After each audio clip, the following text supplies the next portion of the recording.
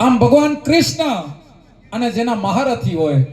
અને ભગવાન કૃષ્ણ જેના મહારથી હોય અને રાજા કર્ણ સામે ઉપસ્થિત હોય, અને જ્યારે પાર્થ એટલે અર્જુનને જ્યારે અભિમાન આવી જાય, અને અભિમાનના સમય દરમિયાન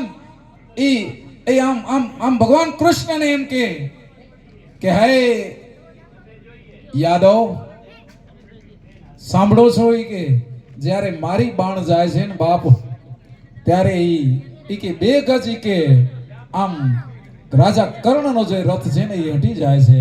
અને જ્યારે એમનો બાણ આવે છે ને ત્યારે માત્ર 1.25 ગજ કે મારું કે રથ જાય છે. ત્યારે યાદવ કુળ ભગવાન કૃષ્ણ બોલ્યા હતા કે એટલું તો વિચારી લે કે હું દેવાદી દેવાય જે રથ ઉપર બિરાજમાન છું, એ રથ જો કદાચ 1.25 ગજ સુધી જો હટી જતો હોય તો એ રાજા કર્ણની દાનેશ્વરી કેટલી હોય સાહેબ. એ ક્ષત્રિય સમાજ ખરેખર, અને એ ક્ષત્રિય સમાજને હું વંદન કરીશ, કારણ કે એમણે